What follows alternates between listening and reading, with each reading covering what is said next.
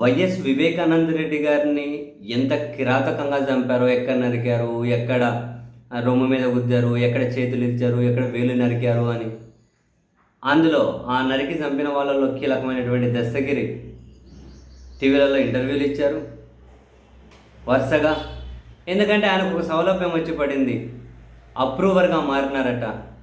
అందుకని చెప్పి సిబిఐఏ ఆయనకు నలగరితో భద్రత ఎప్పుడు 2+2 ఉంటారు. సెక్యూరిటీ, పెద్ద కారు, గన్మెన్లు, సెటిల్మెంట్లు వరుస పెట్టి ఆయన వార్తల్లో నిలుస్తూ వస్తూనే ఉన్నాడు వరుస పెట్టి. అండ్ ఈ చంద్రబాబు నాయుడు గారి సర్కార్ అధికారంలోకి వచ్చిన సంవత్సరంలో రెగ్యులర్గా ఆయన 2 నెలలకోసారి, 3 నెలలకోసారి, నెలకోసారి అదిగో నాకు ప్రాణహాని ఉంది నన్ను చంపుతామంటున్నారు, నాకు ప్రాణహాని ఉంది నన్ను చంపుతామంటున్నారు. అదిగో వాళ్ళు బెదిరించారు, వీళ్ళు బెదిరించారు, ఏదో ఒక పేరు తీసుకొని వస్తూ ఉన్నారు, మీడియాతో మాట్లాడుతున్నారు, పోలీసుల దగ్గరకు పోతున్నారు. నలుగురు సెక్యూరిటీ ఎప్పుడు 2+2 ఉంటారు. మరోసారి ఆయన తాజాగా కౌన్సిలర్ రాజశేఖర్ రెడ్డి నుంచి నాకు ప్రాణహాని ఉంది అని హతమారుస్తానంటూ ఇంటికి వచ్చి బెదిరిస్తున్నారని చెప్పి పోలీసులకు ఫిర్యాదు చేశారట. కౌన్సిలర్ రాజశేఖర్ రెడ్డి నుంచి తనకు ప్రాణహాని ఉంది, భద్రత, ఆయన తనకు రక్షణ, నాకు భద్రత కల్పించాలని పోలీసులకు ఫిర్యాదు చేశారట. ఇప్పటికే 2+2 భద్రత ఉంది, ఇక నెక్స్ట్ ఇంకా భద్రత కావాలన్నారంటే ఇంకా దానికి తర్వాత ఏంటి, వై సెక్యూరిటీ కావాలి అని.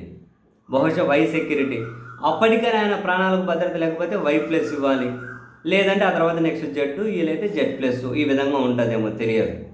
ఇప్పటికి ఇద్దరు గన్మెన్లు, నలుగురు ఎప్పుడు 2+2 ఉంటారు. ఇంకా భద్రత కావాలని ఫిర్యాదు చేశారట. సో బహుశా వై సెక్యూరిటీ వచ్చేంత వరకు ఈ ఫిర్యాదులు కొనసాగుతాయనేమో తెలియదు. ఎవరో కౌన్సిలర్ రాజశేఖర్ రెడ్డి అట శనివారం రాత్రి 20 మందిని వెంటేసుకొని వచ్చి నన్ను గొంతు కోసి చంపుతాం అంటే ఎట్లా చంపుతారో కూడా చెప్పారట. చంపేవాళ్ళు ఎట్లా చంపుతారో కూడా చెప్పారట. గొంతు కోసి చంపుతామని బెదిరించారట. సో డిఎస్పీ కార్యాలయానికి వెళ్తే మురళీనాయక్ అందుబాటులో లేరట. అందుకని పట్టణ పోలీస్ స్టేషన్లో ఎస్ఐ నారాయణకు కంప్లైంట్ ఇచ్చారట. ఈ నేపథ్యంలో పోలీసులు విచారణ చేస్తూ ఉన్నారట. ఇంటి పరిసరాల్లో 3 అనుమానంగా తిరుగుతూ ఉంటే వాళ్ళని విచారిస్తూ ఉన్నారట. 2+2 భద్రత, గన్మెన్లు. ఇంకా భద్రత కావాలంటే సింపుల్, అంటే వై సెక్యూరిటీ కావాలి, అంటే ఒక 8 మందితో భద్రత కల్పించాలి అని.